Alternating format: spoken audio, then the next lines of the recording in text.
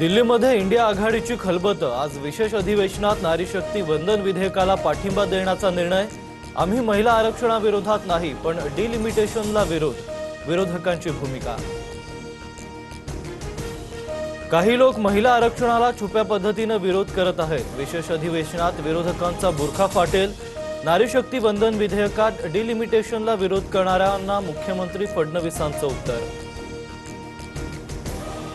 राजकीय सोयीसाठी खरातसारखी प्रकरणं बाहेर काढली जातात। कुणाची तरी बत्ती लावण्यासाठी असे प्रकार सुरू।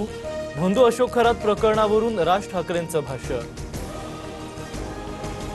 अत्याचारी अशोक खरात प्रकरणात ठाणेकरांचं वारंवार कनेक्शन येतंय। गृह खात्यात उपमुख्यमंत्री शिंदेंची चौकशी करण्याची ताकद आहे का? सुषमा अंधारेंचा सवाल।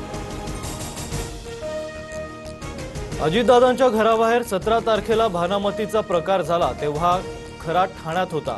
त्यानंतर 18 तारखेला 6 आर्थिक गैरव्यवहार झाले।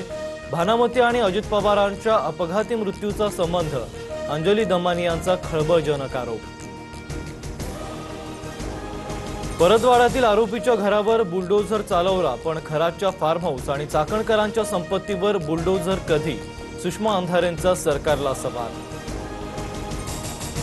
अमरावतीच्या परतवाड्यातील लैंगिक शोषण प्रकरणात लव्ह जिहादचं रॅकेट असल्याचा आरोप। मुख्य आरोपी मोहम्मद तन्वीरच्या घरावर बुलडोझर।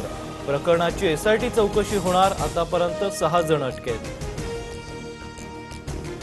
नाशिक आयटी कंपनीतील धर्मांतरण आणि अत्याचार प्रकरणी एचआर अश्विनी चेनानी हिला 14 दिवसांची न्यायालयीन कोठडी।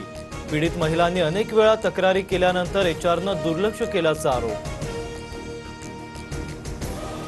राज्यात भोंदूबाबांचा सुळसुळाट सुरू असताना संगमनेरमधील आणखी एका बाबाचा व्हिडिओ व्हायरल। हात न लावता फक्त मंत्रोच्चारानं कॅन्सर बरा करण्याचा दावा। अंधश्रद्धा निर्मूलन समितीकडून पोलिसांकडे कारवाईची मागणी। विदर्भात पुन्हा तीव्र उष्णतेची लाट। वर्ध्यात शाळांना सुट्टी जाहीर। अकोला नागपुरात तापमान 42 अंशांच्या पुढे। पुढील 4 दिवस काळजी घेण्याचं आवाहन।